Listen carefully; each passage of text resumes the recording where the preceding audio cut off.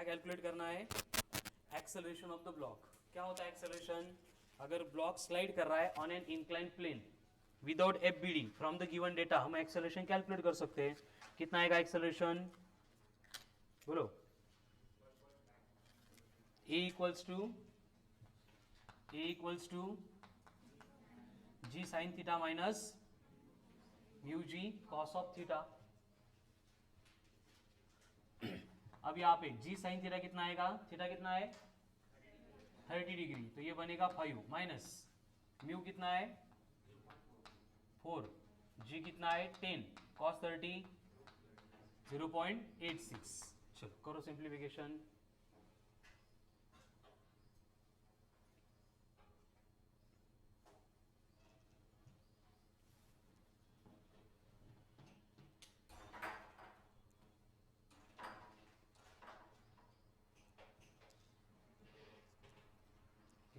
Point 1.56. ठीक है. क्या आएगा? 5 माइनस ये 10 इंटू 0.4 म्हणजे 4 इंटू 0.8 म्हणजे 3.34. काय येत आहे?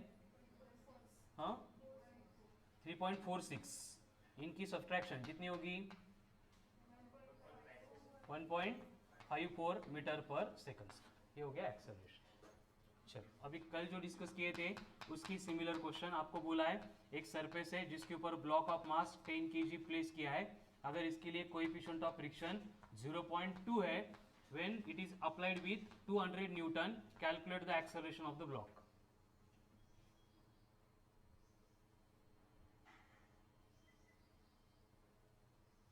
एकदम सिंपल आहे बघा. काल आपण हेच डिस्कस केले होते. 18 गुड. क्या होगा? सबसे पहले डाउनवर्ड एक्ट होगा वेट यानी mg. उसको बैलेंस कौन करेगा? n यानी नॉर्मल रिएक्शन. अभी वर्टिकल डायरेक्शन में कोई भी फोर्सेस मतलब जो एक्ट हो रहे हैं वो इक्विलिब्रियम में, तो summation of forces along y बनेगा 0, इसलिए n इक्वल्स टू बनेगा mg. उसके साथ में सरफेस स्मूथ नहीं है, मतलब यहाँ पे फ्रिक्शनल फोर्स होगा. कितना होगा? Mu into N. एन कितना दिया है? mg. तो ये फ्रिक्शनल फोर्स बनेगा म्यू mg. अब इस ब्लॉक के ऊपर देखेंगे तो हॉरिजॉन्टल डायरेक्शन में इधर खींच रहा है 200 न्यूटन, एंड उसकी मोशन को अपोज कौन करेगा? Frictional force. कितना होगा? Mu mg. यानी कि हॉरिजॉन्टल डायरेक्शन में अभी इक्विलिब्रियम नहीं है, मतलब summation of forces along x equals to बनेगा ma. अब summation of forces along x लेना है. ठीक है, तो प्लस x के अलोंग 200 है, माइनस कौन है? म्यू mg इक्वल्स टू कौन बनेगा? ma. अभी वैल्यू पुट करते हैं. 200 माइनस म्यू कितना है? 0.2 इंटू 10 मतलब 20. 20 इंटू 20 नहीं, 20 इंटू 10 कितनी है? म्यू 0.2, जी 10, 10 इंटू 0.2, 2 इंटू 10, 10 इंटू ए. तो ए इक्वल्स टू क्या होगा? 180 बाय मतलब 18 मीटर पर सेकंड स्क्वायर. नेक्स्ट अगेन वही ब्लॉक है, बस कनेक्टेड विथ अनदर ब्लॉक है with the help of string. इसको खींच रहे हम with the force of 200 Newton. इनके मासेस दिए आपको 3 kg and 5 kg. Coefficient of friction है 0.4, तो tension in the string will be.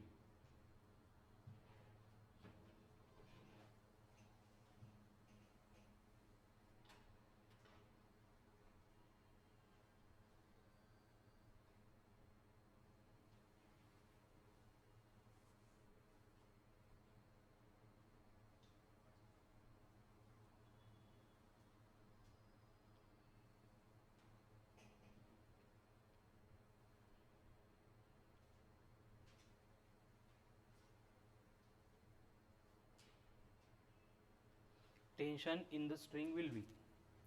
बाकी करूँ राव?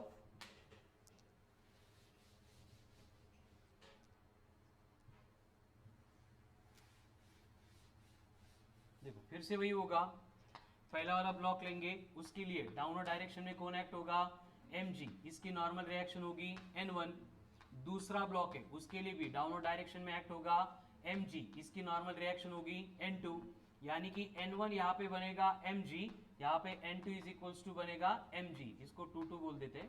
ठीक है, 1 2 1 2. नॉर्मल रिएक्शन रिक्वायर्ड क्यों है? देखो इससे पहले जब बॉडी हॉरिजॉन्टली मूव करती थी तो हम नॉर्मल को एंड वेट को कंसीडर करना छोड़ दिया था हमने लास्ट में। यहाँ पे कंसीडर क्यों करना है? क्योंकि जो फ्रिक्शनल फोर्स हम कैलकुलेट करेंगे उसका फॉर्मूला म्यू इंटू एन है। तो जब फ्रिक्शन आता है तब हमें क्या करना पड़ेगा? एन को कंसीडर करना पड़ेगा। तो यहाँ पे एन आ गया, मतलब frictional force for first block कितना होगा? Mu into N1। For second block कितना होगा? म्यू इंटू N2 इतना होगा। अब अगर बॉडी को हम 200 Newton towards right force apply कर रहे हैं तो दोनों ब्लॉक्स के जो फ्रिक्शन होंगे कहां पे एक्ट होंगे? लेफ्ट में। मतलब उनका काम क्या होगा? हमने जो फोर्स अप्लाई किया था उसके वजह से जो मोशन होने वाली है उसको अपोज करना। ठीक है, इसका मतलब दोनों ब्लॉक का फ्रिक्शनल फोर्स बनेगा F1 प्लस F2 एंड ये F1 plus F2 given block के ऊपर पीछे की डायरेक्शन में, मतलब इधर एक्ट होगा। ब्लॉक को आगे कौन खींच रहा है? अप्लाई किया हुआ 200 न्यूटन एंड इसी फोर्स की वजह से ब्लॉक मूव करने वाला है with acceleration a। Very good. तो पहले हमें एक्सेलरेशन कैलकुलेट करना पड़ेगा। अब एक्सेलरेशन कैलकुलेट करते टाइम दोन्ही केस मध्ये आपण करू शकतो। हम एक एक ब्लॉक का भी ले सकते हैं, दोनों ब्लॉक का कंबाइन भी ले सकते हैं। As system will move with same acceleration, तो हम क्या कर रहे हैं? दोनों का as a single system consider कर रहे हैं। ठीक है, तो यहाँ पे क्या होगा? ये 200 है, माइनस कौन होगा? F1 plus F2। कितना आएगा F1 प्लस F2? देखो यहाँ पे F1 कैलकुलेट करना है, म्यू इंटू N1। म्यू कितना है? 0.4। N1 कितना होगा? 30। कितना आएगा फिर ये? 12 आणि हे 0.4 आहे आणि इकडे किती आहे मास? 50। कितना आएगा फिर? 20। तो 20 प्लस 12 मतलब कितना होगा? 32 इक्वल्स टू कौन है? ma। अब ये 200 माइनस 32 168। तो ये बनेगा 168 इक्वल टू यम। मास कौन सा लो? फर्स्ट या सेकंड ब्लॉक का? दोघांना आपण सिंगल सिस्टम घेतले म्हणून दोघांचा घ्यावा लागेल। ठीक है, कितना आएगा फिर? 5 प्लस 3 8 टाइम्स ऑफ a। तो a आ रहा है एग्जैक्ट 21 मीटर पर सेकंड स्क्वेअर। ये हो गया एक्सेलरेशन ऑफ द सिस्टम। प्रत्येक वेळी एनएलएम मध्ये काही पण सिंप्लीफाई करायला लागलो आपल्याला काय करायला लागणार है? पहले एक्सेलरेशन काढायचं। एक्सेलरेशन आ गया, अभी एक एक ब्लॉक के लिए पीडी ड्रॉ करेंगे। देखो फर्स्ट ब्लॉक के लिए क्या हो रहा है? इधर एक्ट हो रहा है 200 न्यूटन। सिस्टम जा रही है in the direction of acceleration. पीछे खींचने वाला कौन है? एक टेंशन इन द स्प्रिंग। उसके साथ F1 प्लस F2 लेना है या सिर्फ F2 लेना है? अभी सिंगल ब्लॉक की बात चल रही है तो सिर्फ F2 आएगा। अभी इसके लिए इक्वेशन बनाना है। एक्सेलरेशन की डायरेक्शन में था इसलिए 200 पॉजिटिव, ये दोनों अपोजिट डायरेक्शन में इसलिए minus p minus F2 is equals to कौन होगा? ma। अभी जिनकी वैल्यू पुट है, जिनकी वैल्यू नोन है वो पुट करो और टेंशन कैलकुलेट करो। 75। ठीक था?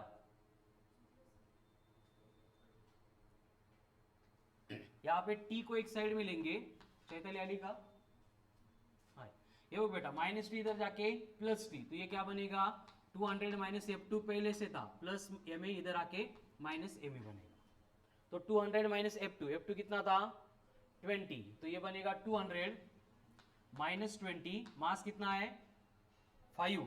a कितना है? 21 इंटू 5 105।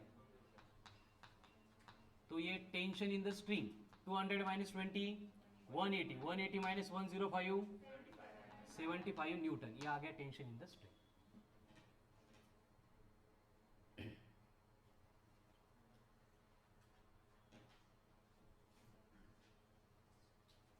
सोडतच नाही तू मार्क्स निघून टेस्ट रुपेश 166 मार्क्स कालच्या टेस्टमध्ये। Good one. त्यानंतर सेकंड रँक पवन 160 मार्क्स, बाकीचे कोणीच नाही आहेत। 150 बिलो आहे बाकीचे। करू राव, हे थोडं फास्ट नाही होते का? नाही ना? नाही होत असलं तरी पण हे सगळं काल झालंय, फक्त हे आजचा नवीन पॉइंट सुरू करण्या अगोदर गाड़ी स्टार्ट करून गरम करतोय आपण। ठीक है, एक्सेलरेट कर रहे हैं। ठीक है, नेक्स्ट। अभी सेम सिचुएशन आपको बोला है कि हॉरिजॉन्टल की जगह पे इंक्लाइन सरफेस आ गया, इंक्लिनेशन दिया है 30 डिग्री। यहाँ पे एक ब्लॉक है जिसका मास आपको दिया है 20 kg। It is connected to the pulley. Which is connected to one another block of mass 10 kg है, और आपको बोला है calculate acceleration and tension in the string.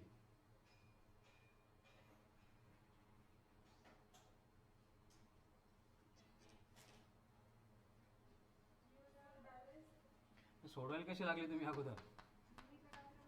0.4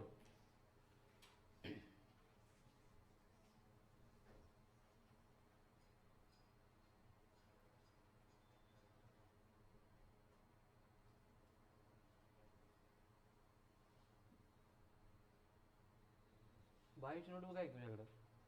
diagram कशी काढतो बाहेरची, दाखव मला। चला पटपट सोडो बाकीचे।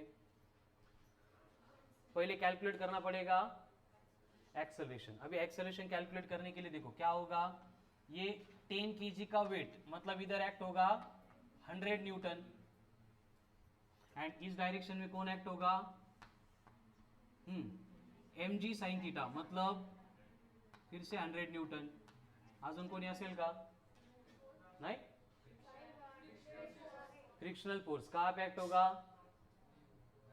डाउनवर्ड डायरेक्शन में, लेकिन वो एक्ट ही नहीं होगा क्योंकि यहाँ पे दोनों फोर्स एक दूसरे को बैलेंस करेंगे, मतलब सिस्टम क्या होगी, इक्विलिब्रियम में होगी, तो एक्सेलरेशन बनेगा 0। कळलं? नाही कळलं?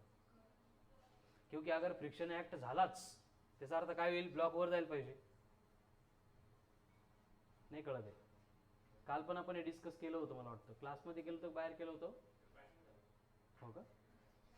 हाँ, वो क्या एंगल ऑफ फ्रिक्शन की बात चल रही थी, 2-4 हुशार लोग आपस में डिस्कस करत होते, आणि तेव्हा आपण क्लास में डिस्कस केलं होतं की एंगल ऑफ फ्रिक्शन बोला तो जाता है लेकिन हम उसको कैलकुलेट करते ऑलवेज नॉर्मल के साथ। उसका रीजन ये था क्योंकि नॉर्मल नेवर भी 0, जब जब बॉडी का कांटेक्ट आएगा तब नॉर्मल वहां पे रहेगा, बट फ्रिक्शनल फोर्स 0 होता है 2 केसेस में, है ना।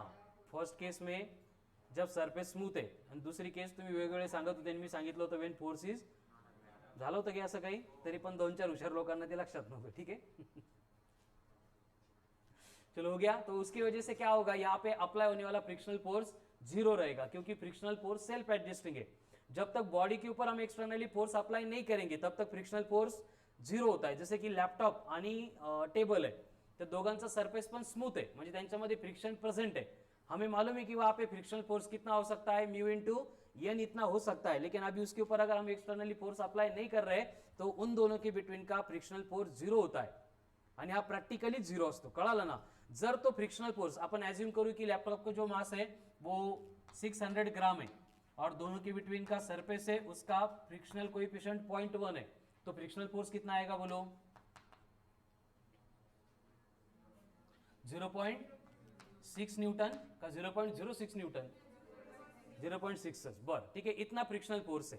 पण आता कंडिशन काय आहे की आता जर आपण म्हटलो की नाही याच्यावर फ्रिक्शनल फोर्स ऍक्ट होणार आहे, जसं इथं काही लोकांना वाटलं की सर फ्रिक्शनल फोर्स राहिला ना, ठीक है ना, वो क्यों नहीं होगा, क्योंकि अगर मैंने लैपटॉप को पुश करने के लिए फोर्स अप्लाई नहीं किया है तो वहां पे फ्रिक्शनल फोर्स 0 है। अगर फ्रिक्शनल फोर्स 0 नहीं होता तो ये 0.6 न्यूटन लॅपटॉप के ऊपर ऍक्ट होके लॅपटॉप ऑटोमॅटिक फिरला असता, म्हणजे आपण मनात ठरवलं असतं की तू राईटला जा, तो ऑटोमॅटिक लेफ्टला आला असता। होतं का असं? का बरं? कारण फ्रिक्शनल फोर्स सेल्फ एडजस्टिंग होता है, ठीक है। तो यहाँ पे टेंशन होगा क्या स्ट्रिंग में? कैसे नहीं होगा, टेंशन होगा। टेंशन कैलकुलेट करो, टी इक्वल्स टू कितना रहेगा, 100 न्यूटन। इथं कैलकुलेट करायचं असेल तर 100 ऊपर कोण आहे, टी, तो टी इक्वल्स टू हो गया 100 न्यूटन, आणि इथं कैलकुलेट करायचं असेल तर इकडं mg साइन थीटा आणि इकडं टी, सो ये टी बनेगा mg साइन थीटा, म्हणजे इकडं पण 100। जब तक स्ट्रिंग नहीं बदलेगी तब तक टेंशन सेम रहेगा, ठीक है। अभी सेम सिचुएशन में अगर आपको बोला है कि ये 20 kg है एंड ये 80 kg है, repeat the question, calculate acceleration and tension in the string. बाकी सब कुछ सेम है। एक मास 80 kg दिया है, दूसरा मास 20 kg दिया है।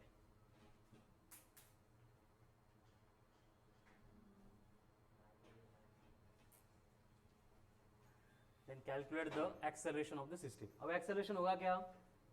एक्सेलरेशन होगा मतलब फ्रिक्शनल फोर्स भी, तो यहाँ पे डाउनवर्ड खींचने के लिए 800 न्यूटन रिस्पॉन्सिबल है।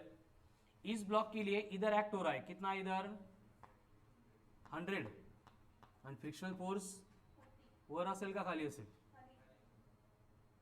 क्योंकि बॉडी उधर जा रही तो फ्रिक्शनल फोर्स इधर रहेगा। कितना होगा फ्रिक्शनल फोर्स? फ्रिक्शनल फोर्स होता है म्यू इंटू एन, बट काल आपण बघितलं होतं इन्क्लाइन सरफेस पे नॉर्मल रिएक्शन कितनी होती है? mg cos of theta. mg कितना आ रहा है? 200 cos 30 0.86 इंटू 200 मतलब 86 का डबल मतलब 172 इंटू 0.4 64 54। हे बघा हा mg cos थीटा ये आ रहा है 172 न्यूटन। तो हमें चाहिए फ्रिक्शनल फोर्स जो होता है म्यू इंटू एन। म्यू कितना है? 0.4, एन कितना है? 172। नहीं नहीं हे मल्टीप्लीकेशन करा 68 पॉइंट अप्रोक्सीमेटली 68 ले लो। मतलब ये 100 की डायरेक्शन में कौन एक्ट हो रहा है? 68 न्यूटन। अब ये दोनों सेम डायरेक्शन में ये अपोज कर रहा है तो नेट फोर्स कितना बनेगा? 800 माइनस 168 डिवाइड बाय नेट मास कितना है? 100। तो एक्सेलरेशन होगा 100 माइनस 168 6.3 मीटर पर सेकंड स्क्वायर। ये आ गया एक्सेलरेशन।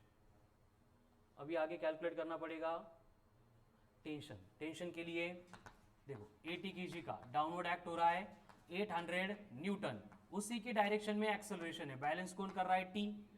तो इक्वेशन क्या बनेगा? एक्सेलरेशन की डायरेक्शन में इसलिए 800 पॉजिटिव, टेंशन अपोजिट डायरेक्शन में इसलिए negative, minus of M A. तो यहाँ पे टी इक्वल्स टू होगा 800 minus M A. T equals to 800 minus 80 into 6.3 504 मतलब कितना आ रहा है? 296 न्यूटन। ये बन गया tension in the string.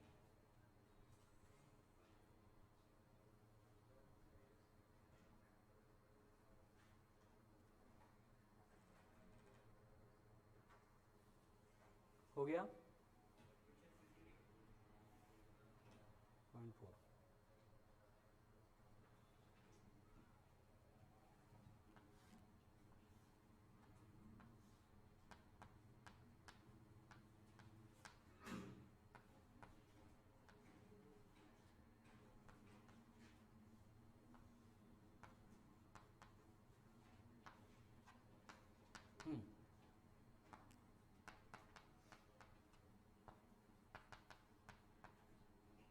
Calculate acceleration and tension in the string.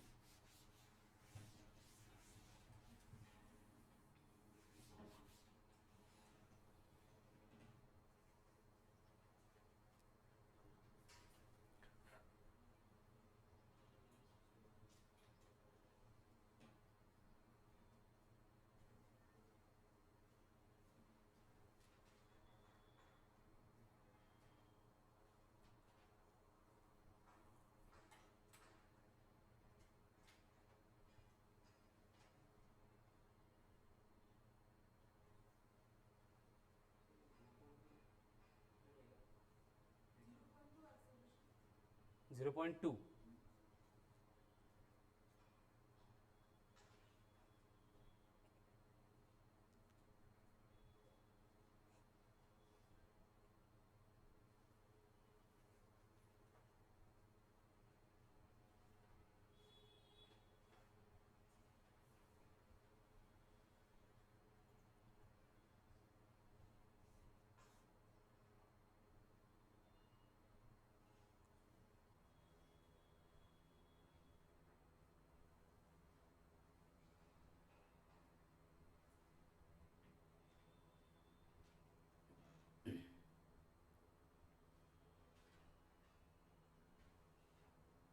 देखो सबसे पहले ये 20 kg का इस साइड में कितना फोर्स लगेगा? 100। हे कसं? mg sine theta. इस डायरेक्शन में कितना होगा? 400 mg साइन थीटा। तो साइन 60 कितना है? 0.86। तो ये बनेगा 400 इंटू 0.86 मतलब ये बनेगा 4 इंटू 86 कितना आ रहा है? 344।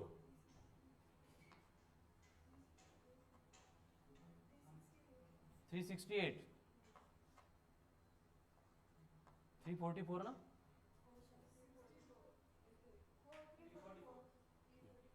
तो उधर 344 है, इधर 100 है, सिस्टम मूव होगी या नहीं होगी? मूव होने के बाद किस डायरेक्शन में? एक्सेलरेशन यहाँ पे, इसका एक्सेलरेशन यहाँ पे, तो दोनों के भी फ्रिक्शनल फोर्सेस मोशन को अपोज करेंगे। तो एक्सेलरेशन के लिए हमें फ्रिक्शनल फोर्स भी निकालना पड़ेगा। तो यहाँ पे फ्रिक्शनल फोर्स कितना आएगा? म्यू इंटू एन, मतलब mu into M G into cos of theta, मतलब 0.2 इंटू 200 इंटू 0.86, कितनी? 34.6, ये आ गया फ्रिक्शनल फोर्स। उसी तरह से ये फ्रिक्शनल फोर्स यहाँ पे कितना आएगा? फिर से म्यू एन, मतलब कि mu M G cos of theta, यानी कि म्यू इधर दिया है 0.3, एम जी बनेगा 400, कॉस 60 होता है 1/2, तो कितना आएगा ये? 60 न्यूटन। ये हो गई कंप्लीट फ्री बॉडी डायग्राम। अभी नेट फोर्स चाहिए, तो देखो सिस्टम को मोशन में सेट करने के लिए रिस्पॉन्सिबल कौन है? 344, उसको छोड़ के ये 100 है, ये 34 है, वो 60 है, ये तीनों फोर्स क्या कर रहे हैं? अपोज कर रहे हैं। मतलब नेट फोर्स क्या होगा? 344 minus 100 minus 34.6 minus 60 divided by net mass 60 ना। तो करो सब्ट्रैक्शन।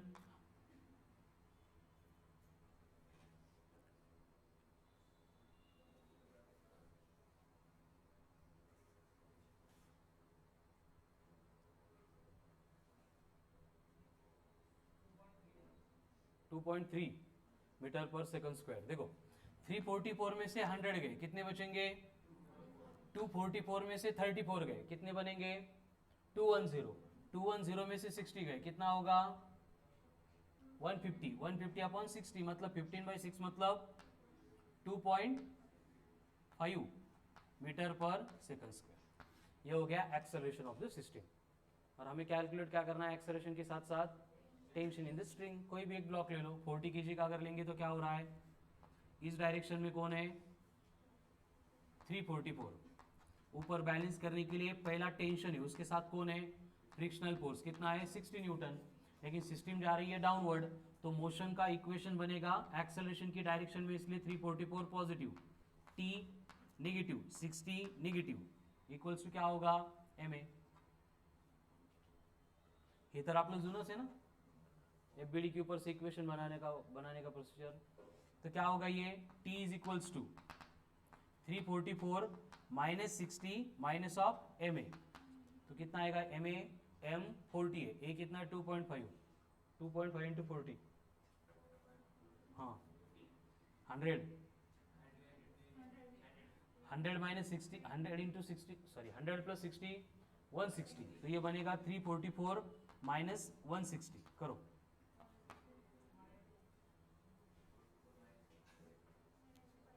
184,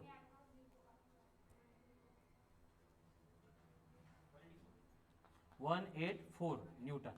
ये आ गया टेंशन। ठीक है, इधर कैलकुलेट करेंगे तो भी एग्जैक्ट सेम नहीं आएगा, कारण आपण 0.8660 ला 86 घेतलंय, तो वो 180 से 186 तक इन बिटवीन नंबर आएगा। ठीक है, लेकिन प्रैक्टिकली दोनों टेंशन सेम होते। तो ये था basic important application related to friction. अभी और एक दो पॉइंट बाकी है related to friction. So write down next point. Two block system. Two block system.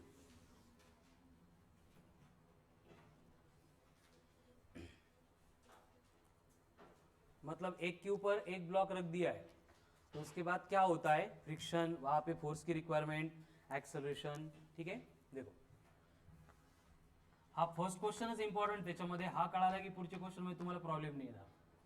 दो ब्लॉक्स है जिसमें हम पहला एक ब्लॉक रहेगा, उसके ऊपर और एक ब्लॉक रखने वाले। ठीक है, ये फर्स्ट ऊपर का ब्लॉक है ए, ये दूसरा नीचे का ब्लॉक है, ये बना बी। और आपको क्वेश्चन में बोला है कि जो नीचे वाला ब्लॉक है उसका मास है कैपिटल एम, जो ऊपर का ब्लॉक है उसका मास है स्मॉल एम। और हम क्या कर रहे हैं? कैपिटल एम वाले मतलब नीचे के ब्लॉक के ऊपर एफ इतना फोर्स अप्लाई कर रहे हैं। अगर ए एंड बी इन दोनों के between coefficient of friction mu है, then calculate the maximum value of force for which both blocks will move together. नाही लिहू नका काही, जे सांगितलंय त्यावर विचार करा. ठीक आहे, बोर्ड पे डायग्राम दिख रही है. असं होतं का खालचा ब्लॉक ओढला आणि वरचा ब्लॉक पडत नाहीये? पॉसिबल आहे का? हा टेबल ओढतोय आपण आणि लॅपटॉप पडणार नाही, लॅपटॉप टेबलवरच होईल. पॉसिबल आहे का? किती पण स्पीड निवडलं, किती पण फोर्स निवडलं तर पॉसिबल आहे का? एक पर्टिक्युलर लिमिट पर्यंत. बरोबर? हो हो काय हो हो. आपण जर एकदम फास्ट फोर्स अप्लाय केला तर ते लॅपटॉप पडून जाईल ना, त्याला पण हो. कळाली सिच्युएशन? तर आपल्याला फोर्सची लिमिट फाइंड करायची. कितना फोर्स होगा जब तक दोनों ब्लॉक साइमल्टेनियसली मतलब एक साथ मूव करेंगे. कळालं? स्टार मार्क करके कंडीशन लिख लो. म्यू. Very good. हे कोण होतं? चैताली. स्टँडअप. गुड. बरोबर तुझं सांग. किती असेल? M plus M mu g. Very good. Excellent. या इकडं बोर्डर सोडव. का बरं एवढं भारी आन्सर दिलं बेटा? तुम्हाला पण बघू तुझं एक्सप्रेशन काय. बाकी सगळे लिहा. चला पटपट. चल चैताली पटकन. अशी ऑपॉर्च्युनिटी सगळ्यांनी येते बेटा. मी सांगते लिहायचं. Maximum value of force for which both blocks will move together. Direct बोर्डवर. आता तुझं आन्सर एकदम एक्सलंट होतं. फक्त मला एक्सप्रेशन पाहिजे. चलो ठीक आहे. Maximum value of force for which both blocks will move together. तू आन्सर जे सांगितलं ना ते कसं डिराईव्ह केलं ते फक्त बोर्डवरून एक्सप्लेन कर. सगळ्यांनी कळू द्या. म्हणजे बुद्धी ना बरं. चैतन्य देशमुख किती हुशार आहे. Maximum value of force for which both blocks will move together. चलो कर. एंड उसके नीचे डायग्राम ड्रॉ करनी. पटकन चैतन्य तू आन्सर सांगितलं बेटा. आन्सर कुठून आलं?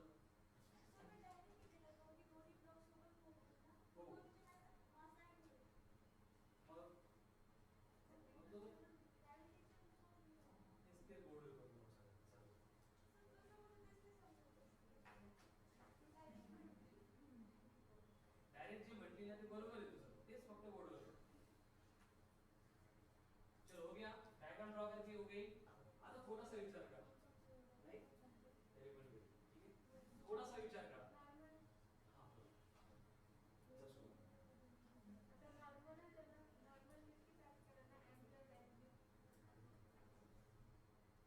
नॉर्मल तितकाच ऍक्ट करेल फोर्स. मी नॉर्मल किती ऍक्ट करेल हे विचारलंच नाही. क्वेश्चन काय आपला? मैक्सिमम वैल्यू ऑफ फोर्स जिसके लिए ब्लॉक्स जो है वो साइमल्टेनियसली टुगेदर मूव करेंगे. बरोबर आहे. हे आन्सर तेच आहे. फक्त या कंडिशन मध्ये आपण त्याला म्हणताना काय म्हणतोय? किती फोर्स ऍक्ट होतोय हे काढायचं नाही आपल्याला. मॅक्सिमम व्हॅल्यू ऑफ फोर्स किती असेल? हो greater than mu M plus M G. Very good. Correct आहे. हा निकिता.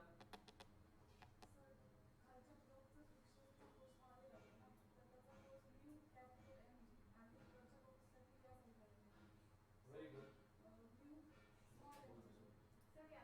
तेच तुझे सांगितलं ना एक व्हिडिओ ड्रॉ करून इक्वेशन बनवलं. बरोबर आहे. कळालं ना एक्सप्रेशन याचे करेक्ट आहे. आता बघा कंडिशन काय आहे की दोन्ही ब्लॉक सोबत मूव होतील. कब होगा ये? डायग्राम पे देखो और फिर उसके ऊपर थिंक करो. नाही कंडिशन काय आहे ना की तुम्ही सांगताय ते बरोबर आहे. फक्त मला ते या कन्सेप्ट साठी अप्लाय करायचंय. त्यासाठी तुमचे आन्सर आले no doubt in that. But बाकी सगळे थोड़ा विचार करायचा. दोन ब्लॉक्स हैं उसमें हम सिर्फ नीचे के ब्लॉक के ऊपर फोर्स अप्लाई कर रहे हैं. और ऐसी क्या कंडीशन होगी कि जिसकी वजह से ऊपर का ब्लॉक भी नीचे के ब्लॉक के साथ मूव करेगा? क्या कंडीशन असेल? अरे ऊपर के ब्लॉक के ऊपर हमने फोर्स अप्लाई, तो ऊपर के ब्लॉक को मूव करने के लिए रिस्पॉन्सिबल कौन होगा?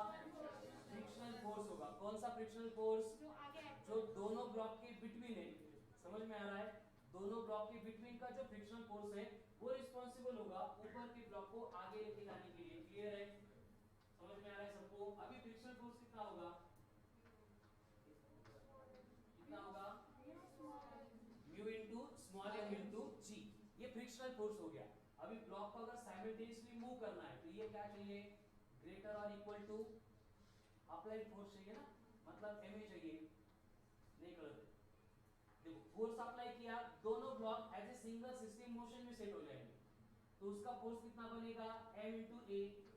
तो इस फोर्स से अगर ज्यादा का फोर्स फ्रिक्शनल फोर्स ऊपर के ब्लॉक के ऊपर एक्ट कर रहा है तो उसको साथ लेके चलेगा, लेकिन अगर m इंटू ए मतलब सिस्टम के ऊपर एक्ट होने वाला नेट फोर्स फ्रिक्शनल फोर्स को अगर एक्सीड करेगा, उससे ज्यादा हो जाएगा, तो ऊपर का ब्लॉक आगे जाएगा क्या, करता है ना। यही कंडीशन हम यहाँ पे डिराइव करनी है, ठीक है। देखो बोर्ड के आंसर्स आ गए, कळाल सगळ्यांना, हेच आहे सर, तुला नाही कळालं, एक्सप्लेन कर संस्कृतीचा।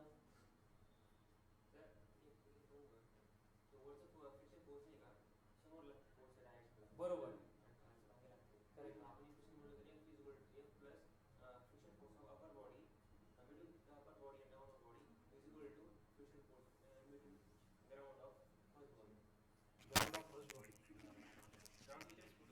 करेक्ट, करेक्ट आहे।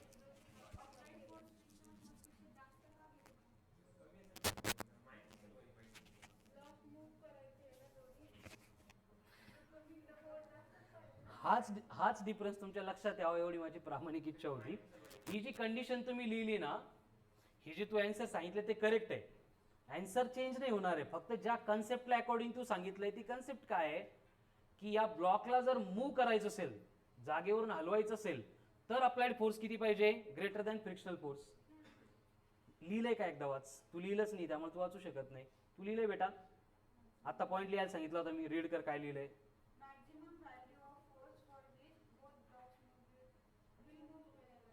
आता ही कंडिशन मला सांग।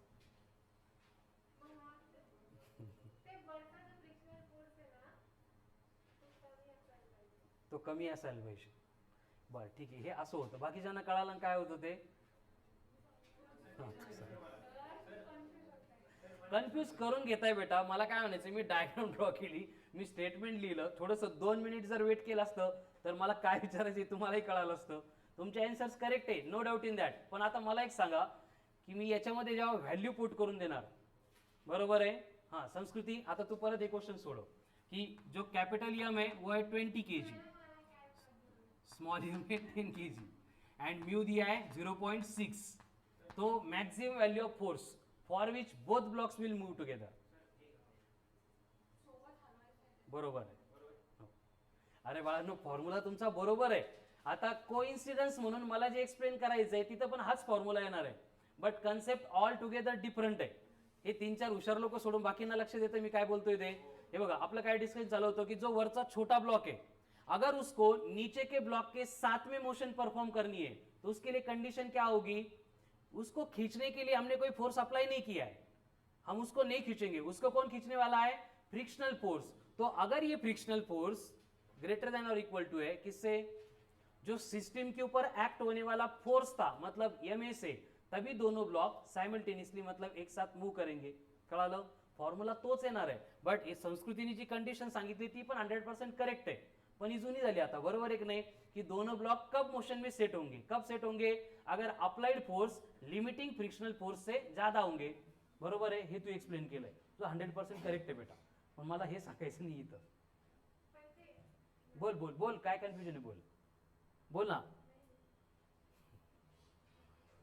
हाँ निकिता, झालं कंप्लीट जो नाही, ठीक है, चालू दे मग, ठीक है, बाकी इकडे लक्ष द्या सगळे। अगर हम यप इतना फोर्स अप्लाई करेंगे फॉर ब्लॉक कैपिटल यम, तो ये कैपिटल यम को हम आगे खींचने के लिए फोर्स अप्लाई कर रहे हैं। देखो कंडीशन क्या है, जिस सरफेस के ऊपर रखा था वो स्मूथ है, मतलब इन दोनों के बिटवीन कोई भी फ्रिक्शन नहीं है, लेकिन ऊपर का जो ब्लॉक है स्मॉल यम, ये कैपिटल यम के साथ मूव होना चाहिए, इसलिए इन दोनों का सरफेस हमने रफ नहीं सॉरी स्मूथ नहीं रखा है, रफ रखा है, और उसके लिए कोएफिशिएंट ऑफ फ्रिक्शन दिया है म्यू। अब फ्रिक्शनल फोर्स की कंसेप्ट क्या होती है, इसको अपोज करना है, किसको अपोज करना है, रिलेटिव मोशन को। अब रिलेटिव मोशन कैसे होगी, देखो अगर हमने फोर्स अप्लाई किया था कैपिटल एम के ऊपर, लेकिन अगर हम स्मॉल एम को फोर्स अप्लाई नहीं करेंगे, उसको वहीं पे रख देंगे, तो क्या होगा, ये नीचे का ब्लॉक आगे निकल जाएगा और ये ऊपर का जो ब्लॉक है वो नीचे गिर जाएगा, मतलब दोनों ब्लॉक एक दूसरे के रिस्पेक्ट में मोशन में सेट होंगे, मतलब रिलेटिव मोशन प्रोड्यूस होगी। एंड इसी रिलेटिव मोशन को अपोज करने के लिए यहां पे फ्रिक्शनल फोर्स इंड्यूस्ड होगा। अब इंड्यूस होने वाला जो फ्रिक्शनल फोर्स है, ये ऊपर का जो छोटा ब्लॉक है, इसके लिए एक्ट होगा फॉरवर्ड डायरेक्शन में, कटेगा, तभी रिलेटिव मोशन को अपोज क्रिएट होगा। लेकिन सेम फ्रिक्शनल फोर्स ये नीचे वाला जो ब्लॉक है उसको पीछे खींचेगा, क्योंकि उसकी motion with respect to ground बोलो या फिर विथ रिस्पेक्ट टू ब्लॉक बोलो, इसको अपोज करना है, इसलिए ये इस डायरेक्शन में एक्ट होगा, कळतंय का? वरच्या ब्लॉक साठी फॉरवर्ड आहे, खालच्या ब्लॉक साठी फ्रिक्शनल फोर्स बॅकवर्ड आहे, मॅग्निट्यूड सेम आहे, फक्त डायरेक्शन चेंज होतात दोन्ही ब्लॉक साठी. होते क्लियर?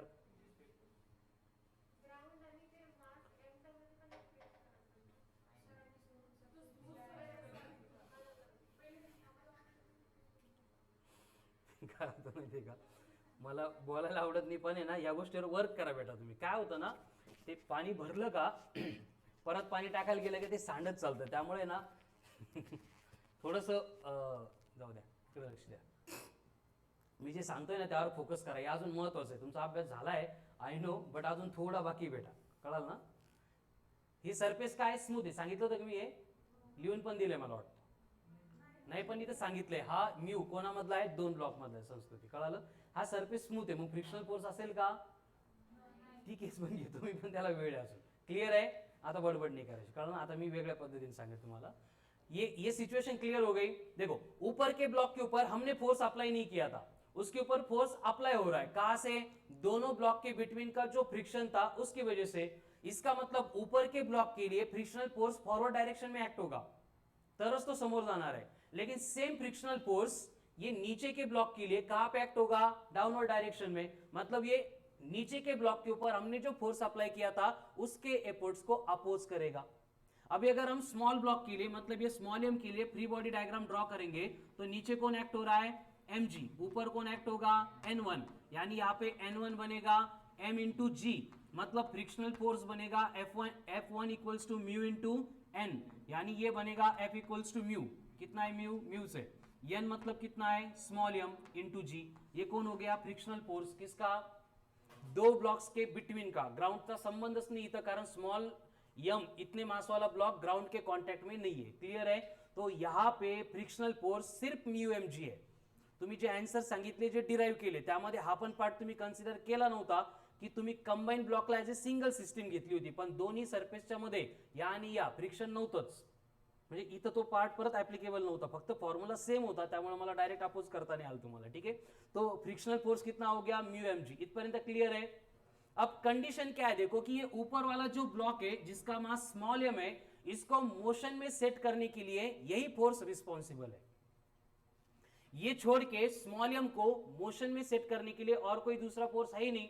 वर्टिकल जो होगा वो इक्विलिब्रियम है, इसलिए mg n1 बैलेंस कर रहे, उनका कंसिडरेशन नहीं होगा. ठीक है? अब कंडीशन क्या है, देखो कि अगर दोनों ब्लॉक को साइमल्टेनियसली, मतलब एक साथ मूव करना है, तो उसके लिए कंडीशन होगी कि ऊपर के ब्लॉक के ऊपर एक्ट होने वाला जो फोर्स है वो एक तो इक्वल चाहिए, नहीं तो ग्रेटर चाहिए. किससे? एमए से. एमए मतलब सिस्टम के ऊपर एक्ट होने वाला नेट फोर्स. अभी हम उसको एफ नहीं ले सकते, क्योंकि मैंने एमए को नेट फोर्स बोला है. समझ में आ रहा है ना? मतलब जो अपोजिंग फोर्सेस है उसको कंसिडर करने के बाद जो फोर्स बचेगा वो नेट फोर्स बनेगा. ठीक है? ही कंडिशन एक्स्ट्रीमली इंपॉर्टंट है या टाइपच्या क्वेश्चन मध्ये. कळतंय का?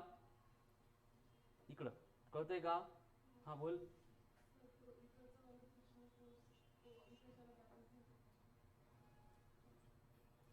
मग सगळीकडे टेन्शन एकमेकांना बॅलन्स करत होते, कशाला घेतले आपण? ते प्रत्येक ठिकाणी बॅलन्स करत होते ना, ते कशाला घेत होतो आपण? मग निकिता, दोन ब्लॉक आहेत, दोघांमध्ये टेन्शन होतं, हा इकडं आणि हा इकडं, मॅग्निट्यूड सेम होते, कॅन्सल करत होते, कशाला घेतले आपण ते एवढे दिवस? येडे होतो का आपण? जेव्हा आपण त्याला ॲज ए कंप्लीट सिस्टीम घेणार तेव्हा ते एकमेकांना कॅन्सल करणार. कळतंय का? जेव्हा सिंगल ब्लॉकचं डिस्कशन सुरू आहे तेव्हा कन्सिडर करावंच लागेल. तो F1 must be greater than equal to ma. ये क्लियर है? अभी यहाँ पे A का मतलब कौन है? Acceleration of the system. अभी हम पूरी सिस्टम को अगर कंसिडर करेंगे कि वो मूव कर रही है विथ F, इतने फोर्स के एप्लीकेशन के बाद, तो उसका एक्सेलरेशन क्या बनेगा? F upon m plus m. ऐसे क्यों? F इक्वल्स टू ma होता है. अब इस सिस्टम को अगर एक पार्ट कंसीडर कर रहे हैं, दोनों ब्लॉक को अगर सिंगल सिस्टम ले रहे हैं, तो मास कितना बनेगा, capital M plus small M. And जब ये दोनों सिंगल सिस्टम बनेंगे तब ये मूव कर रहे हैं अलोंग स्मूथ सरफेस, मतलब वहां पे फ्रिक्शन नहीं होगा, इसलिए यहाँ पे म्यू का कोई भी कंपोनेंट नहीं है।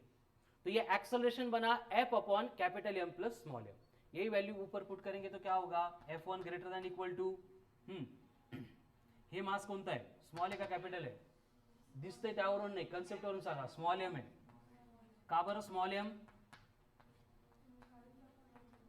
Very good. तो ये तीनों स्टेप देखो समझ में आ रही है क्या,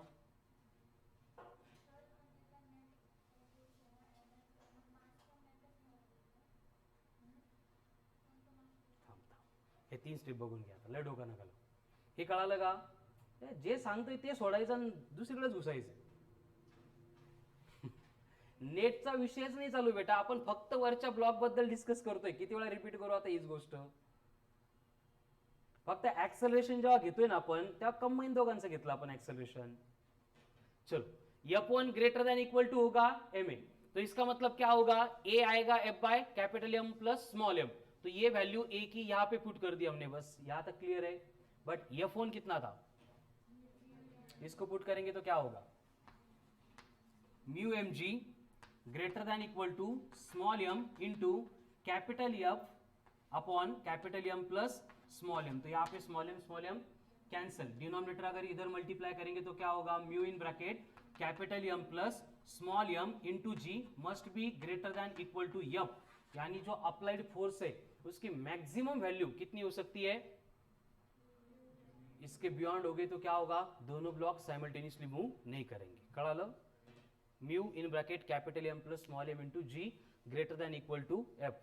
एवढं काय अवघड हे नव्हतंच, कळालं, पण आपल्याला खूप साऱ्या कन्सेप्ट मध्ये आल्या त्यामुळे वेळ लागला। आता परत एकदा फ्रॉम स्टार्ट हे रब करतो मी, व्यवस्थित बघा, याला फॉर्मेट मारून टाका, हे सगळं तुम्ही काय ऐकलंच नाही, ठीक है। वंस अगेन कंडीशन क्या है कि दो ब्लॉक है, एक के ऊपर एक ब्लॉक रखा है और हमें देखना है कि हम कितना मैक्सिमम फोर्स अप्लाई कर सकते हैं so that both block will move together.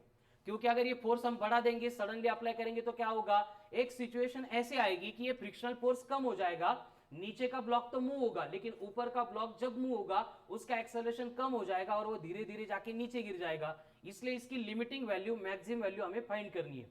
इसके लिए हम क्या कर रहे हैं, सिर्फ स्मॉल m, ये जो ब्लॉक है इसकी फ्री बॉडी डायग्राम कंसीडर कर रहे हैं, और इसकी फ्री बॉडी डायग्राम में हमें समझ में आ रहा है कि इसको मोशन में सेट करने के लिए रिस्पॉन्सिबल कौन है, सिर्फ F1 है। कौन है, सिर्फ F1 है, ठीक है।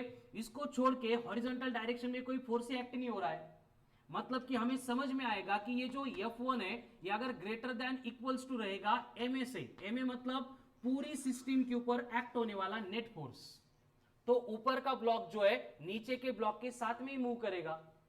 इसलिए हमने क्या किया, पहले F1 कैलकुलेट किया। अब F1 मतलब क्या होता है, म्यू mg, इसकी वैल्यू पुट कर दी तो ये बना mu mg greater than equals to m into a। Acceleration होगा applied force upon net mass, मतलब capital M into capital M plus small m। तो यहाँ पे स्मॉल m कैंसल, डिनोमिनेटर इधर लाके मल्टीप्लाई कर दिया तो ये बना mu in bracket capital M plus small m into G greater than equal to F, मतलब कि ये मैक्सिमम वैल्यू ऑफ फोर्स है अगर यहाँ पे इक्वल टू लिखेंगे तो, मतलब F मैक्स इक्वल्स टू हो गया mu in bracket capital M plus small m into g. इसके बियॉन्ड अगर हमने फोर्स अप्लाई किया तर खालचा ब्लॉक निघून जाईल, वरचा ब्लॉक खाली पडून जाईल, लेकिन अगर अप्लाइड फोर्स इससे कम है तो both blocks will move together. Clear, घ्या लिहून, आता नाही झाले क्लियर तर लिहून घ्या।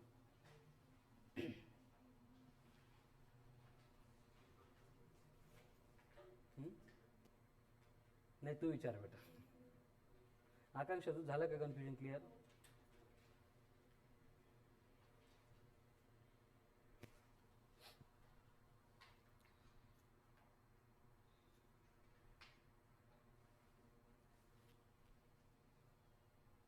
मीटिंग नाही आज, अब लिहूनच घे, लाईव्ह लेक्चर बंद आहे आता, फक्त ऑफलाईन, रिकॉर्डेड भेटेल असं। हो गया। अभी सेम कंडीशन है, ब्लॉक के मासेस दिए जाएंगे, आपको बोला है कैपिटल M कितना है 10 kg, स्मॉल m कितना है 4 kg, एंड दो ब्लॉक्स के बिटवीन फ्रिक्शन का कोएफिशिएंट है 0.4। तो आपको कैलकुलेट करना है maximum force so that both blocks will move together. आता हा फॉर्म्युला आपल्याला कळालाय, पण आता फॉर्म्युला नका यूज करू, बाय प्रोसेस जा, थोडंसं अजून कॉन्सेप्ट क्लिअर होण्यासाठी. नंतर हेच यूज करायचं आपल्याला, फक्त थोड्या वेळासाठी बाय प्रोसेस कंप्लीट करो इसको. बाय प्रोसेस मतलब स्टेप बाय स्टेप, जैसे फॉर्मूला डिराइव किया था उसके सिमिलर. सेम कंडीशन है, सेम डायग्राम है, सिर्फ capital M small M and mu given है. तो क्या करेंगे हम, सबसे पहले ये जो स्मॉल एम वाला ब्लॉक है उसको लेंगे. अब ये ब्लॉक जो स्मॉल एम वाला है इसका मास कितना है, 2 kg है. और हमें बोला गया है कि ये जो मोशन में सेट होगा, तो इसको मोशन में सेट करने के लिए रिस्पॉन्सिबल कौन होगा, सिर्फ फ्रिक्शनल फोर्स होगा, which is equals to mu M g होगा. Very good. 2 इंटू 10 मतलब 20. म्यू कितना दिया है, 0.4. 20 इंटू 0.4 8 न्यूटन. ओके, हा हे सांगत होते तुम्ही. 4 इंटू 10 40, 40 इंटू 0.4 16. तो ये फ्रिक्शनल फोर्स कितना आ गया, 16 न्यूटन. कर लो. तो यहाँ पे फ्रिक्शनल फोर्स है 16 न्यूटन. यही रिस्पॉन्सिबल होगा ऊपर के ब्लॉक को मोशन में सेट करने के लिए. तो हमें कैलकुलेट करना है कि मैक्सिमम फोर्स जो सिस्टम के ऊपर एक्ट होगा वो कितना हो सकता है, जब तक मतलब दोनों ब्लॉक साइमल्टेनियसली मूव करेंगे. तांबा गड़बड़ करो नका. ठीक है, तो यहाँ पे ये फ्रिक्शनल फोर्स कैसे कैलकुलेट किया, क्लियर है. अभी सेम क्वेश्चन सॉल्व कर रहे हैं, पहले बस नंबर नहीं थे, अभी क्या है, नंबर है. तो इसमें कंडीशन क्या बनेगी, देखो कि इसका मतलब 4 kg ब्लॉक के ऊपर एक्ट होने वाला मैक्सिमम फोर्स कितना आहे. म्हणजे आपण अप्लाइड फोर्स 10 न्यूटनचा 10,000 न्यूटन जरी केला तरी पण हा फोर्स चेंज होणार, हे कळतंय का. कारण it only depends upon mass and coefficient of friction. मतलब फ्रिक्शनल फोर्स इस केस में कांस्टेंट है, वो चेंज नहीं हो सकता है. इसका मतलब ये होगा कि ये जो ब्लॉक है छोटा वाला, उसका मैक्सिमम एक्सेलरेशन कितना पॉसिबल है,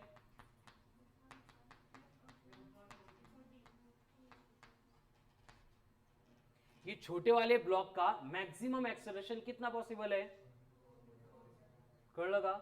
यापेक्षा जास्त एक्सेलरेशन तो परफॉर्मच करू शकत नाही. का नाही, कारण त्याला एक्सेलरेट करण्यासाठीचा जो फोर्स है तो कांस्टेंट है. तो ये हो गया maximum limiting acceleration of the block. But यही सिचुएशन हम सिस्टम के लिए भी अप्लाई कर सकते हैं कि अगर दोनों ब्लॉक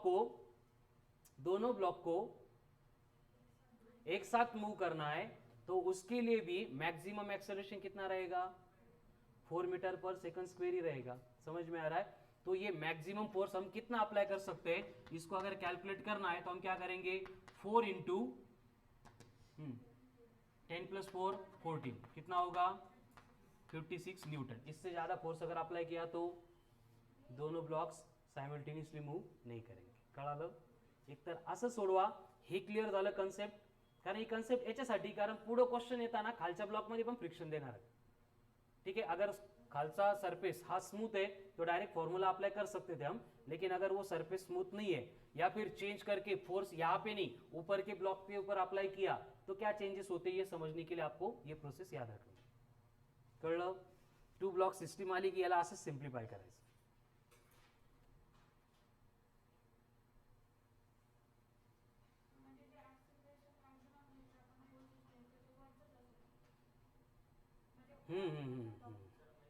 सरळ सरळ आहे ना. हे बघा, वरचा ब्लॉक छोटा आहे की नाही, त्याच्या स्वतःच्या हातात काहीच नाही.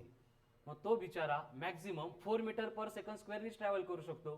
मग सिस्टीमनी त्याला समजावून घेण्यासाठी जर 4 मीटर पर सेकंड स्क्वेअरनी ट्रॅव्हल केलं तरच दोघं सोबत जाणार आहे. हा खालचा म्हटला मी लय भारी आहे, मी 8 मीटर पर सेकंड स्क्वेअरनी जाईल, चालेल का, हा चालेल, पण वरचा थोडी चालणार आहे, म्हणजे ते सोबत नाही जाणार. कळलं, एवढं सोपं आहे. हो, घोळून जाईल. कळलं. अभी यहाँ पे समझ में आ गया कि इस गिवन केस में मैक्सिमम फोर्स 56 न्यूटन है, जिसके लिए both blocks will move together. तो दोनों ब्लॉक का एक्सेलरेशन कितना होगा,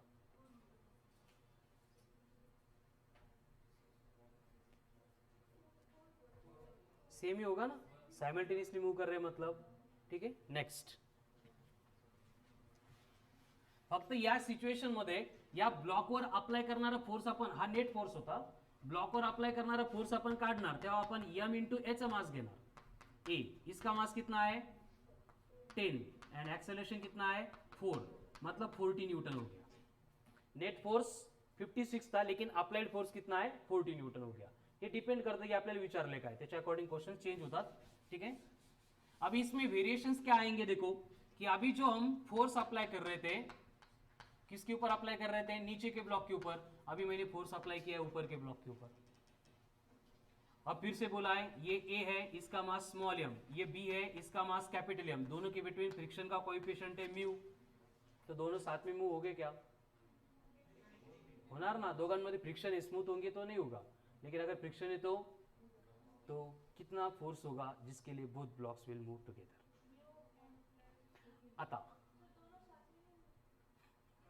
नाही इसका कैंसिल करू याला दोनों के बिटवीन फ्रिक्शन है, हम ऊपर का ब्लॉक खींच रहे हैं, तो नीचे का मूव होने वाला है, ठीक आहे, ज्यांना वाटतं नाही होणार, मी म्हणतो म्हणून थोडा वेळ विश्वास ठेवा की होणार आहे, कळालं? हा निकिता बोल, की क्वेश्चन आहे तुझा, हे कळलं का मी काय सांगितलं ते, कंडिशन लक्षात आली का, लिहून घ्या एकदा, त्याशिवाय लक्षात नाही येणार तुमच्या.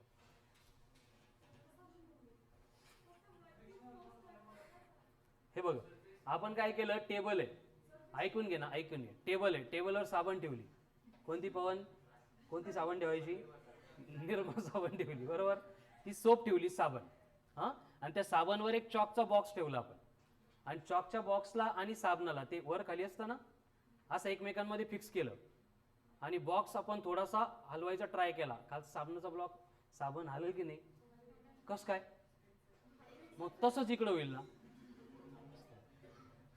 देखो क्या हो रहा है यहाँ पे, सेम डायग्राम ड्रॉ करो, बस हम क्या कर रहे हैं अभी, फोर्स अप्लाई कर रहे हैं ऊपर के ब्लॉक के ऊपर, दो ब्लॉक, ये कैपिटल एम स्मूथ सरफेस है ग्राउंड के साथ में, इनके बिटवीन कोई फ्रिक्शन नहीं है, तो अभी क्या करना है हमें, maximum value of force so that both blocks will move together, लिहून घेता का परत एकदा, घ्या लिहून, maximum value of the force so that both blocks will move together, maximum value of force so that both blocks will move together as shown in the given diagram. Diagram draw करो, diagram थोड़ा वेळ draw केले तरी चालेल, अब इसके ऊपर सोचना है हमें, जी कंडीशन मागच्या वेळेस होती तीच कंडीशन इथे है, देखो हम अप्लाई कर रहे हैं फोर्स छोटे ब्लॉक के ऊपर, मतलब स्मॉल एम इतने मास वाले ब्लॉक के ऊपर, लेकिन मोशन कौन परफॉर्म करने वाला है, नीचे का ब्लॉक, मतलब कैपिटल एम इतने मास वाला ब्लॉक, तो उसके मोशन के लिए रिस्पॉन्सिबल कौन है, अब कर लो, फ्रिक्शनल फोर्स है, मतलब अब ये कैपिटल एम के लिए फ्रिक्शनल फोर्स आगे एक्ट होगा, हाँ अप्लाइड फोर्स याला अपन कैपिटल एम की, अब ये स्मॉल कैपिटल एम के लिए फ्रिक्शनल फोर्स कितना होगा, तो सेमच असतो ऑलवेज, किती असतो, म्यू इंटू एन. अब ये कैपिटल एम, ये जो ब्लॉक है, इसकी सिचुएशन क्या है देखो, इसका खुद का वेट एक्ट हो रहा है mg डाउनवर्ड डायरेक्शन में, एट द सेम टाइम ये जो ऊपर का ब्लॉक था इसका भी mg डाउनवर्ड डायरेक्शन में एक्ट हो रहा है, एंड इन दोनों को बैलेंस करने के लिए यहाँ पे नॉर्मल रिएक्शन आएगा, मतलब यहाँ पे n will be replaced by capital m plus small m into g, यानी कि फ्रिक्शनल फोर्स बनेगा capital m plus small m into mu into g, ये हो गया फ्रिक्शनल फोर्स. तो अगर इस ब्लॉक को मोशन में सेट होना है, अब कंडीशन आप बोलो क्या होगी,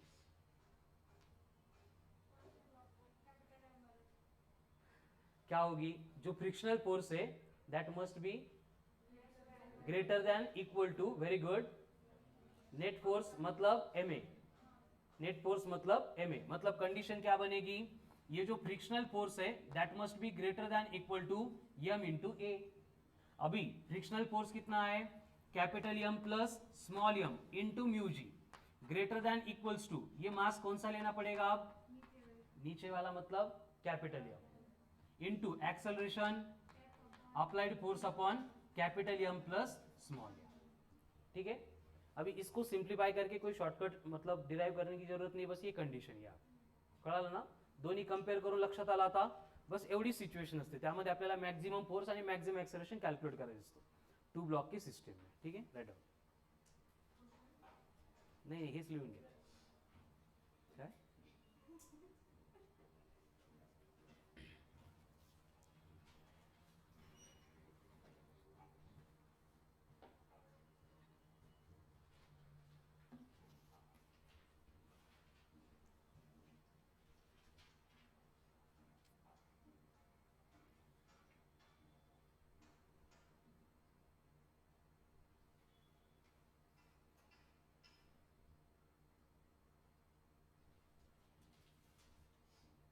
हो गया। अभी और क्या पॉसिबिलिटी हो सकती है? अब सरफेस में स्मूथ नहीं होगा, वहां पे भी फ्रिक्शन होगा, तो वहां पे फ्रिक्शन है तो क्या करना पडेगा? आता संस्कृतीने जे सांगितलं होतं ते करावं लागेल आपल्याला, ठीक आहे?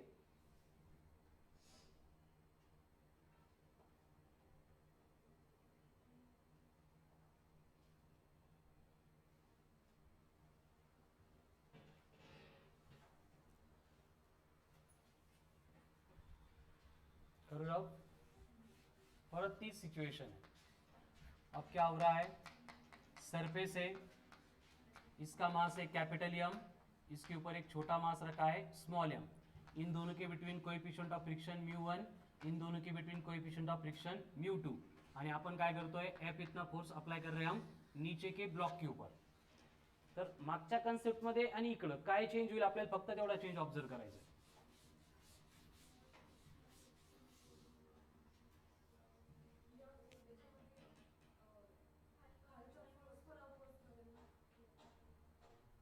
Very good. कोणाला अपोज करेल? यहाँ पे जो है ऊपर वाला जो ब्लॉक है स्मॉल एम, इसके लिए कोई भी कंडीशन चेंज, याला काही फरक पडणार नाही. ठीक है. फरक कोणाला पडणार? जब हम सिस्टम को साइमल्टेनियसली मूव कर रहे हैं, मतलब दो ब्लॉक को as a single system consider करेंगे तब. यानी कि क्या होगा देखो कि बेसिकली ऊपर का जो ब्लॉक है उसको मोशन में सेट करने के लिए रिस्पॉन्सिबल कौन होगा? Again F1. F1 बनेगा μ1 इंटू N1, मतलब ये बनेगा F1 equals to mg into N1, मतलब ये μ1. इसका मास स्मॉल एम था. ठीक है. लेकिन अभी नीचे के ब्लॉक के साथ क्या होगा? इन दोनों के बिटवीन का फ्रिक्शनल फोर्स ये भी पीछे एक्ट होगा. देन सरफेस एंड ब्लॉक के बिटवीन का फ्रिक्शनल फोर्स ये भी पीछे एक्ट होगा. तो ये F2 बनेगा, ये F1 बनेगा. अब F1 की वैल्यू तो हमने कैलकुलेट कर ली, mg इंटू μ1. F2 कितना होगा? देखो हा खालचा ब्लॉक घेत असताना त्याच्यावर जेवढं मास ठेवलं ते प्रत्येक वेळी आपल्याला घ्यावं लागेल. कळाल ना? क्योंकि नॉर्मल रिएक्शन के लिए दोनों मासेस रिस्पॉन्सिबल होते हैं. मतलब F2 क्या बनेगा? μ2 in bracket capital M plus small m into g. ये F2 हो गया. लेकिन अगर हमें ये पूछा जाता है कि मैक्सिमम एक्सेलरेशन कितना, मैक्सिमम फोर्स कितना, तो उस केस में ये कंडीशन कुछ भी वहां पे मतलब फर्क नहीं पड़ता है. लेकिन जब हमें बोला जाएगा कि एक्सेलरेशन ऑफ ईच ब्लॉक, तो उस केस में सिर्फ हमें ये F2 को कंसीडर करना पड़ता है. ठीक है. बट हमें फोकस करना ये एक्सेलरेशन एंड लिमिटिंग फोर्स के ऊपर ही. म्हणजे इथं काय होईल? फक्त ऍडिशनल F2 वाला फोर्स येईल. मतलब जब हम M1 के लिए स्मॉल m के लिए FBD निकालेंगे तो ये ऊपर वाली सिर्फ इतनी कंडीशन, लेकिन नीचे के ब्लॉक के लिए एक FBD लेंगे तो क्या होगा? Capital M plus small m, दोनों का मास लेना पड़ेगा. इधर अप्लाइड फोर्स हो जाएगा F, एंड इधर कौन? F1, इधर कौन? F2. तो अगर सिस्टम मोशन में सेट हो गई तो उसका एक्सेलरेशन अगर F की डायरेक्शन में, तो इक्वेशन क्या बनेगा? F minus F1 minus F2 equals to ma. बाकी सगळं रिपीटेशन. क्लियर है? तो ये हो गया टू ब्लॉक के सिस्टम का पार्ट. अभी फ्रिक्शन रिलेटेड लास्ट पॉइंट बचा है जो कुछ ज्यादा खास इंपॉर्टेंट नहीं है. उससे रिलेटेड NLM में भी एक पार्ट था जिसको भी हमने ज्यादा डिस्कस नहीं किया था. थ्योरेटिकल पार्ट डिस्कस करके आपको क्वेश्चन सॉल्व करने के लिए बोला था टिल सैटरडे तक. That is pseudo force based questions. Pseudo force P pseudo force. क्या था स्यूडो फोर्स? धक्का दिला की वर येतो. बर. त्याच्यामध्ये काही गोष्टीमध्ये थोडंसं आपल्याला आहे ना, जेवढं कामाचं आहे तेवढंच फोकस करून तेवढंच समजून घ्यायचं असतं. आपण जर गेलो तर खूप सारे कन्सेप्ट आपल्याला कन्फ्यूज करू शकतात. त्यामुळे फक्त एवढंच लक्षात ठेवा की क्या होता है, दो फ्रेम ऑफ रेफरन्स होती है. एक inertial frame of reference, non inertial frame of reference. मग हे इनर्शियल काय आलो, मग हे फ्रेम ऑफ रेफरन्स काय असेल, मग नॉन कसं, इन कसं, ऑन कसं, काही घेणं देणं नाही. ठीक आहे. याच्यामध्ये बेसिक डिफरन्स लक्षात ठेवायचा की जो frame of reference accelerated motion में नहीं है वो होती है इनर्शियल फ्रेम ऑफ रेफरन्स. कळलं का? नाही कळलं. फ्रेम ऑफ रेफरन्सच नाही कळलं. आता जे मोशन पासून आहे, 1D पासून आहे, त्यांना एटलीस्ट कळायला पाहिजे. फ्रेम ऑफ रेफरेंस मतलब क्या होता है? हम मोशन को डिफाइन करते, जब मैकेनिक्स शुरू करते तब क्या होती है मोशन की डेफिनेशन? अरे change in position with respect to space and, तो जो स्पेस एंड टाइम जिसके रिस्पेक्ट में मोशन को ऑब्जर्व कर रहे हैं वो होता है फ्रेम ऑफ रेफरेंस. तो ये फ्रेम ऑफ रेफरेंस अगर एक्सेलरेटेड मोशन परफॉर्म नहीं कर रही है तो वो बनती है इनर्शियल फ्रेम ऑफ रेफरेंस. लेकिन अगर frame of reference accelerated motion perform कर रही है तो वो बनती है non inertial frame of reference, एवढंच लक्षात ठेवायचं. बट नॉर्मली एक्चुअल फैक्ट ये है कि हमारी जो अर्थ है वो भी मोशन में है, उसकी मोशन भी एक्सेलरेटेड मोशन है. का बरं? अर्थ रोटेट होती है मतलब सरफेस के ऊपर जितनी बॉडी वो सर्कुलर मोशन परफॉर्म कर रहे हैं. सर्कुलर मोशन कौन सी है? एक्सेलरेटेड मोशन है. लेकिन उसका एक्सेलरेशन हम कंसीडर नहीं कर सकते, इसलिए हम स्टडी के पर्पज के लिए कंसीडर करते हैं की अर्थ क्या आहे? Inertial frame of reference. हे आपलं कन्सिडरेशन आहे आणि ते कन्सिडर करूनच आपण मेकॅनिक स्टडी करत असतो. मुद्दामून मी हे वर्ड आहे ना शक्यतो इंट्रोड्यूस करत नाही.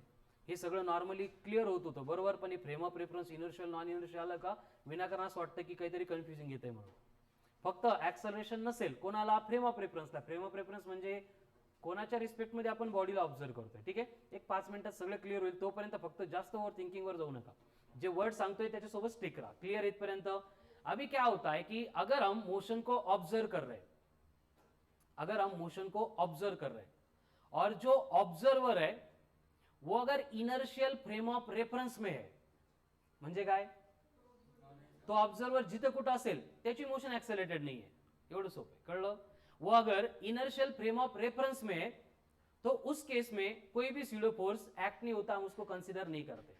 लेकिन अगर वही observer non inertial frame of reference में चला गया, वही observer non inertial frame of reference में चला गया and non inertial frame of reference में से वो अगर इनर्शियल फ्रेम ऑफ रेफरेंस की मोशन को ऑब्जर्व कर रहा है तो वहां पे हमें स्यूडो फोर्सेस कंसीडर करने पड़ते हैं. हे सगळं डिस्कशन सोडून द्यायचं, हे काही कामच नव्हतं. जस्ट फॉर एग्जांपल एक ट्रक है, ट्रक में हमने एक बॉक्स रख दिया है और ट्रक जो है वो यूनिफॉर्म वेलोसिटी से जा रही है. हम ट्रक में बैठे हैं है ना, एका ठिकाणी बसलोय आपण चेअर टाकून, बॉक्स मध्ये हिरे म्हणून आपण बॉक्स कडेच बघत बसलोय. तो उस केस में ट्रक चल रही है यूनिफॉर्म वेलोसिटी से. तो हम अगर ब्लॉक को देखेंगे, हम कहां पे बैठे हैं? ट्रक में, मतलब ट्रक बन गई फ्रेम ऑफ रेफरेंस. समझ में आ रहा है? किसकी मोशन ऑब्जर्व कर रहे हैं? ब्लॉक की. तो ब्लॉक की सिस्टम बन गई अलग फ्रेम ऑफ रेफरेंस. दोनों एक ही है बट ये इनर्शियल नॉन इनर्शियल की कंपैरिजन के लिए. समझ में आ रहा है? तो आता ट्रक पण इनर्शियल आहे, ब्लॉक पण इनर्शियल आहे. काही फरक पडणार आहे का? माहित नसणार आहे कोणते फोर्स ऍक्ट होणार आहे का? अरे माहित नसणार आहे कुठला फोर्स ऍक्ट होणार आहे का? नाही होणार ना. दोनच फोर्स ऍक्ट होईल, एक वेट mg डाउनवर्ड डायरेक्शन में, दूसरा नॉर्मल रिएक्शन अपवर्ड डायरेक्शन में. इसको छोड़ के कोई एक्ट होगा क्या? नहीं एक्ट होगा. लेकिन आता स्पीड मध्ये एकदम पोलीसवाल्यांनी बघितलं आपण चोरीची हिरे घेऊन चाललो होतो आणि ड्रायव्हरनी काय केलं, पोलीसवाल्यांची गाडी मागे आली म्हणून डायरेक्ट टॉप गिअर टाकला आणि 40 किलोमीटर पर आवरची स्पीड 140 किलोमीटर पर आवर केली. क्या होगा? ट्रकचं काय होईल? ट्रक ऍक्सेलरेटेड मोशन परफॉर्म करेगी. ट्रक ऍक्सेलरेटेड मोशन परफॉर्म करली, आपण ट्रकला पकडून घेतलं म्हणजे आपण ट्रक सोबतच आहे. बट गडबडीमध्ये मागं जे काय असतं दरवाजा असतो ना, दरवाजा तुटून पडला. What will happen with box? पोलिसांनी ओढला का? आपण ढकलला का? मग नेमका गेला का बरं? आला सुरू सांगायचं तर तिथे होते कंप्लेंट. हा मागं गेला का? थांब पवन यांनी सर सांगितलं असल्यानंतर थांबून घ्यायचं. हा नाही दार अगोदर तुटलं होतं. दरवाजा तुटला तो चुकीची ट्रक होती आपली. कळतंय का मी काय सांगतोय? ब्लॉक पीछे जाएगा या नहीं जाएगा? ब्लॉक खाली पडल की नाही पडल? आपण पण पडलो असतो, आपण धरलो म्हणून जमलं आपलं, बरोबर आहे. तो ब्लॉक को पीछे लेके कौन गया? कोण येते? Instant reaction. अरे इन्स्टंट रिएक्शन कुठून आणली तू मध्ये? आणि थर्ड लॉ कुठून आला इथं सांग मला. थांबा, थर्ड लॉ ऐकू इथं. आता काय थर्ड लॉ सांग? तर त्या बॉक्सला पाठीमागं कोण घेऊन गेलं याचे आन्सर आपल्या फिजिक्स मध्ये नाहीये. आणि जे आपल्या फिजिक्सला नाही ते कोणाकडेच नाही. कळालं ना? जे काही माहिती तेच आपल्यालाच माहिती फक्त नेचर मधलं. ये ब्लडी रेड सेल वगैरह ते काही नसतं. ठीक है, तो इसका मतलब ब्लॉक पीछे कौन लेके जा रहा है इसके बारे में कोई भी इंफॉर्मेशन नहीं है, इसलिए हम कंसीडर करते हैं कि वहां पे एक स्यूडो फोर्स एक्ट हो गया. कड़ाला का क्या एक्ट हो गया? स्यूडो फोर्स एक्ट हो गया और वो स्यूडो फोर्स ब्लॉक को पीछे लेके गया. पहले लक्षामध्ये ये जब एक्सेलरेटेड मोशन है और एक्सेलरेटेड मोशन की फ्रेम ऑफ रेफरेंस है और वो देख रही है नॉन इनर्शियल की मतलब non accelerated frame of reference को, तो इथं फक्त एकच रूल असतो, स्यूडो फोर्स ऑलवेज एक्ट होता है in the opposite direction to the acceleration of the system.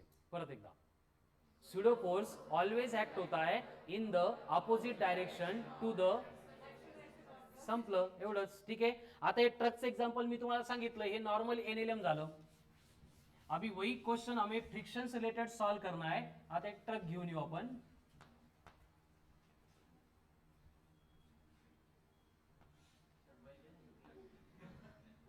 बैलगाडीत का? त्याला बैल लागतील ना बेटा.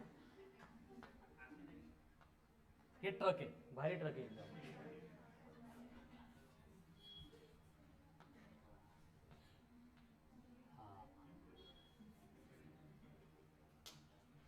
समझ में आ रही? ट्रक है.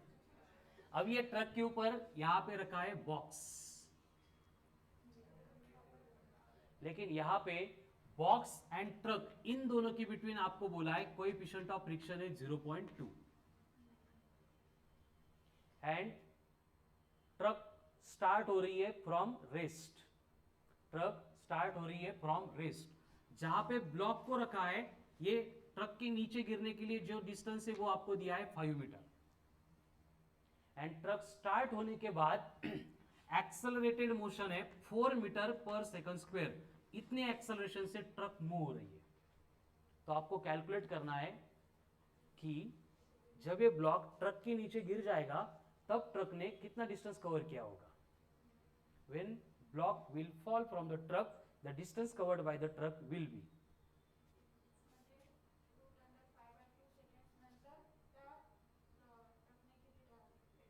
बरोबर आहे. कळलं सगळ्यांना? चलो पहिले क्वेश्चन लिख लो. बरोबर. हाँ, मास नहीं दिला का ब्लॉकचं, तरी पण आंसर आले. कितने प्रतिभावान लोग हैं. ठीक है. 20 kg मास है ब्लॉक का. हाँ, काय लिहिलं? क्वेश्चन लिहा. If a box of mass 20 kg, box of mass 20 kg placed in a truck, placed in a truck which is starting from rest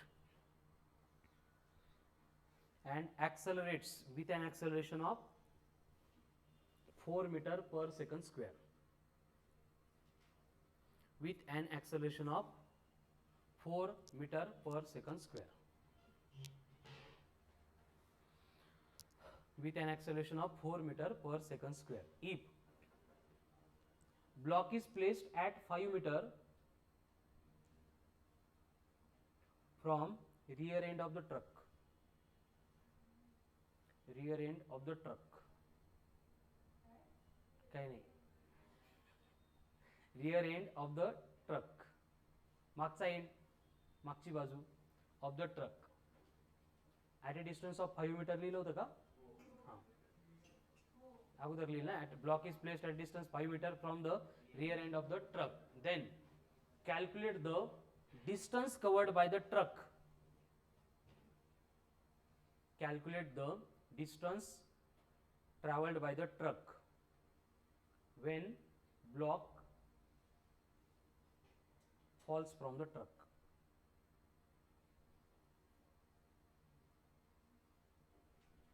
bracket में लिखो म्यू इक्वल टू 0.2. आता म्यू कुठला आहे? ट्रक का सरफेस एंड ब्लॉक दोनों के between का coefficient of friction. ठीक है. एकदम सिंपल क्वेश्चन है. फक्त इथे एक केस वेगळी है कि ट्रक के रिस्पेक्ट में ब्लॉक को ऑब्जर्व कर रहे हैं. ट्रक एक्सेलरेटेड मोशन परफॉर्म कर रही है, मतलब यहाँ पे ट्रक आगे निकल जाएगी, लेकिन वो एक्सेलरेशन ब्लॉक के ऊपर प्रोवाइड करने के लिए कोई नहीं है. आपल्याला त्याला बांधून ठेवावं लागेल, सो दैट वो क्या करेगा, ट्रक के साथ मूव करेगा, लेकिन इथं बांधून ठेवलेला नहीं है. इसका मतलब वो नीचे गिरने वाला है. तो इसका मतलब हम अगर ब्लॉक को ऑब्जर्व करेंगे तो ब्लॉक के ऊपर एक्ट होने वाले फोर्सेस क्या होगा? सबसे पहले स्यूडो फोर्स आएगा, फिर फ्रिक्शनल फोर्स आएगा उसको काउंटर बैलेंस करने के लिए. तो इसको ट्रक अगर आगे जा रही है, आता एक स्टेटमेंट तुम्ही पण माझ्यासोबत म्हटले होते बघा, स्यूडो फोर्स ऑलवेज होता है एमए, ऑलवेज एक्ट होता है in the opposite direction to that of acceleration of the system. Truck पुढे चालली तरी एमए कुठं ऍक्ट होईल? बट यहाँ पे सरफेस स्मूथ नहीं है, मतलब दोनों के बिटवीन कौन होगा? Frictional force mu MG. ये क्या करेगा? ब्लॉक की मोशन को अपोज करेगा. एंड फिर इनका जो नेट फोर्स आएगा उस एक्सेलरेशन से ये जो ब्लॉक है वो मूव करेगा. हे बघा, इथं कन्फ्यूज नाही व्हायचं. हा एमए म्हणजे आपण summation of F X equals to M A करतो, तो एमए नाही आहे. हा एमए म्हणजे स्यूडो फोर्स आहे. याला थोड्या वेळासाठी आपण असं लिहू शकतो एफ एस मतलब स्युडो फोर्स किंवा एफ पी घ्या, पी स्युडो फोर्स. ठीक आहे, हे लक्षामध्ये. फक्त एम ए म्हटलोय आपण त्याला कारण तो एम ए इतकाच ऍक्ट होतो ऑलवेज. का पे कन्सिडर करना ये, अशी केस आली तर, जसं की लिफ्ट में बैठे हम, लिफ्ट एक्सेलेटेड मोशन है अपवर्ड या फिर डाउनवर्ड, और उसमें एक बॉक्स रखा है, तो वो बॉक्स जो है हम अगर ऑब्जर्व कर रहे हैं, बांधलेलं कुठंच नाही, फक्त बॉक्स ठेवला है, तो हम बन गए non inertial frame of reference. Block बन गया इनर्शियल फ्रेम ऑफ रेफरेंस. तो उसको लिफ्ट के साथ एक्सेलरेट करने के लिए, मूव होने के लिए जो रिस्पॉन्सिबल फोर्स होता है वो बनेगा स्यूडो फोर्स. अभी ब्लॉक के लिए कंडीशन क्या बनेगी, देखो स्यूडो फोर्स एक्सेलरेशन की डायरेक्शन में, मतलब ये बनेगा एम ए माइनस कितना है mu M G equals to कितना होगा M into A for block. अभी ये एक्सेलरेशन कितना लेना पड़ेगा, जितना non inertial frame of reference का था, मतलब कितना था ट्रक का 4, तो ये कितना बनेगा 4 इंटू यम. कितना है ब्लॉक का mass 4 into 20 80 minus mu M g, m कितना है 20 200 इंटू 0.2 इक्वल्स टू मास कितना है 20 into Kyle A for block.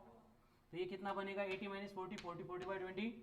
तो एक्सेलरेशन ऑफ द ब्लॉक कितना आ गया 2 मीटर पर सेकंड स्क्वेअर. खूप सोपं आहे बघा हे.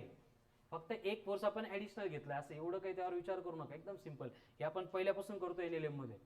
एम ए इधर था, ए की डायरेक्शन में उसको पॉजिटिव लिया, म्यू एम जी अपोजिट था उसको माइनस लिया, तो ये plus minus equal to M A करते हैं. फक्त ए कोणाचा घ्यायचा आहे ब्लॉकचा, जो आपल्याला कॅल्क्युलेट करायचा है. वैल्यू पुट करने के बाद ब्लॉक का एक्सेलरेशन कितना आ गया 2 मीटर पर सेकंड स्क्वायर. आगे देखो, अभी ब्लॉक का एक्सेलरेशन आ गया 2 मीटर पर सेकंड स्क्वायर. अभी यहाँ पे हमें कंसिडर करना पड़ेगा कि ये ब्लॉक नीचे गिरने वाला है, तो उसको कितना डिस्टेंस कवर करना है 5 मीटर. एक्सेलरेशन कितना है 2 मीटर पर सेकंड स्क्वेअर. ट्रकचं नाही ब्लॉकचं, कारण ब्लॉक खाली पड़ते तर त्याचं एक्सेलरेशन लागेल. तो इसको नीचे गिरने के लिए टाइम कितना लगेगा, कैसे कैलकुलेट करेंगे, by using kinematical equation. Very good. क्या होगा S equals to ut plus half of 80 square. But initially rest में था, मतलब u 0 बनेगा. s कितना दिया है 5, 1/2 इंटू एक्सेलरेशन कितना है 2 इंटू क्या बनेगा टी स्क्वेयर.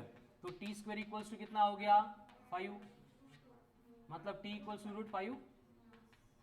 कसं हे बघा 5 इंटू 2 किंवा इथं 2 कैंसिल करा, तो ये टी आ गया √5. बट ये हमें क्वेश्चन में नहीं पूछा था.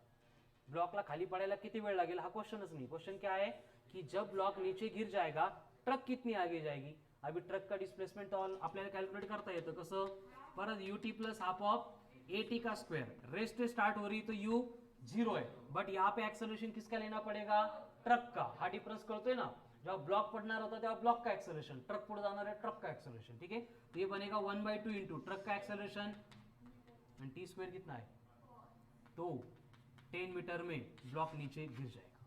कळलं. हिरे जमा करायचे असेल तर जा पळत माग. ए म्हणजे कोणाचं, जी इनर्शियल फ्रेम ऑफ रेफरन्स होते त्याचं, म्हणजे ट्रकचं. त्यामुळे इनर्शियल नॉन इनर्शियल यात जास्त घुसायचं नाही. ठीक आहे, सिंपल सिंपल वर्ड ठेवून त्याला डिस्कस करायचं. पण नाही कळलं, बरोबर करेक्ट आहे, व्हेरी गुड. हो, इकडं कुठे घेतला आपण, हा यूएमजी ना, फ्रिक्शनल फोर्स आहे ना. हा एम ए तिकडच आहे ना, ट्रक इकडे चालली म्हणून तू तिकडे चालला. हा एम ए इकडेच घेतला मग. या आता बघ, आता बघ, हा m a net acceleration of the ब्लॉकच्या डायरेक्शन मध्ये होता म्हणून पॉझिटिव्ह, त्याला अपोज करणारा फ्रिक्शनल फोर्स होता म्हणून mu M g equal to काय घेतो आपण एम ए. मग एम इंटू ए कोणाचा, फक्त ब्लॉकचा.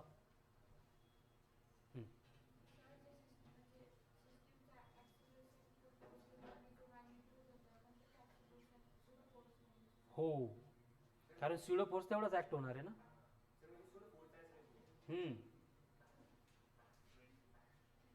कळलं कालचं तुझं काय होते. चलो हो गया क्लियर, लिख के हो गया. क्या क्लियर नसेल झालं तरी पण लिहून झालं. ठीक आहे ना. जर डोक्यात काही डाऊट असतील तर लेक्चर नंतर विचारा. ठीक आहे.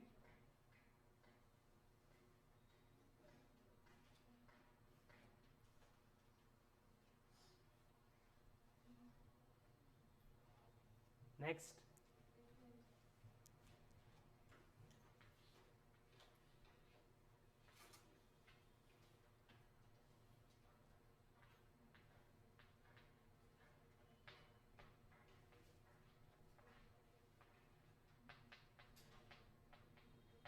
अशी एक सिस्टीम बघा, पहिला ब्लॉक आहे 10 kg का, दूसरा ब्लॉक आहे 2 kg का, आणि आपण काय करणार आहे, पहिल्या ब्लॉकवर फोर्स अप्लाई करणार है, और फोर्स अप्लाई करने से ये एक्सेलरेटेड मोशन में सेट होने वाला है. तो हमें कैलकुलेट करना है कितना एक्सेलरेशन, मिनिमम कितना एक्सेलरेशन हम अप्लाई करेंगे तो both block will move together. आता हे दोन्ही वेगवेगळे आहेत. असं रेस्टला जर आपण ठेवलं तर हा खाली पडून जाणार आहे, हा जमिनीवर नाही आहे, कळलं का. बट किती ॲक्सलरेशन आपण अप्लाई केल्यानंतर दोन्ही ब्लॉक मोशन में सेट असते, मोशन में सेट होंगे. पहिली बात तो ये है की असं होऊ शकतं का, व्हेरी गुड. कसं होणार, होतं की नाही स्पीडमध्ये, असं कसं नाही कळालं.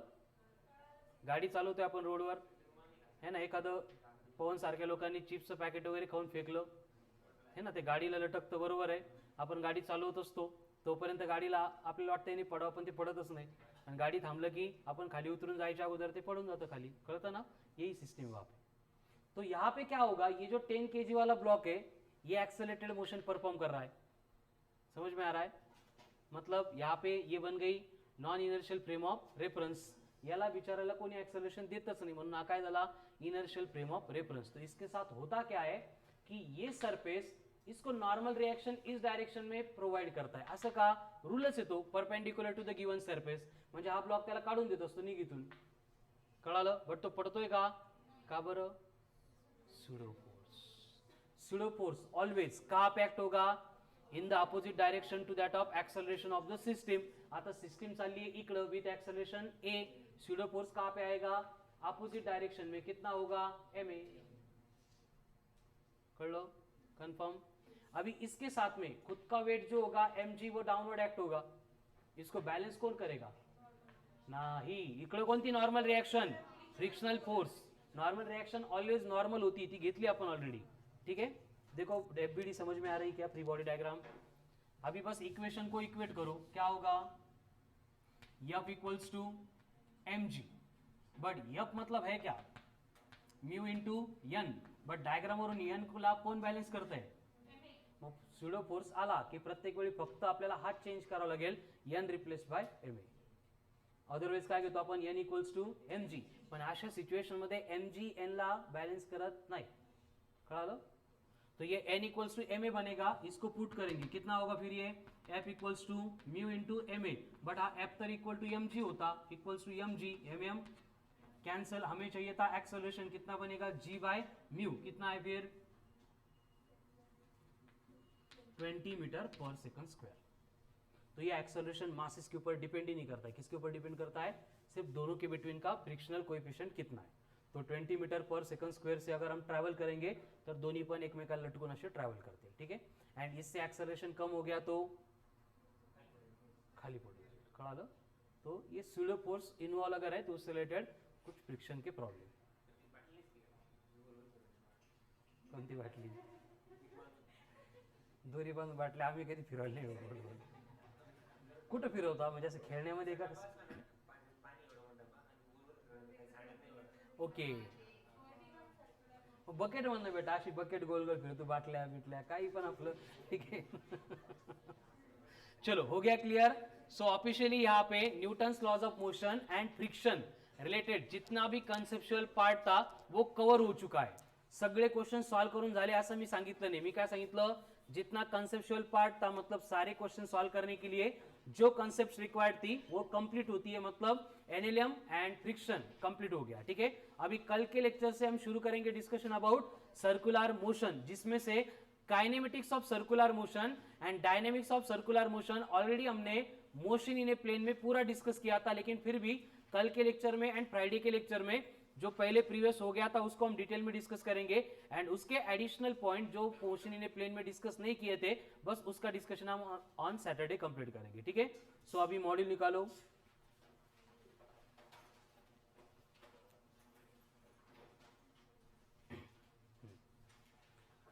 162 तक कल आपको बोले थे क्वेश्चन सॉल्व करने के लिए, ठीक है। तो अभी आगे 162 के बाद में कहा तक 169 नाही,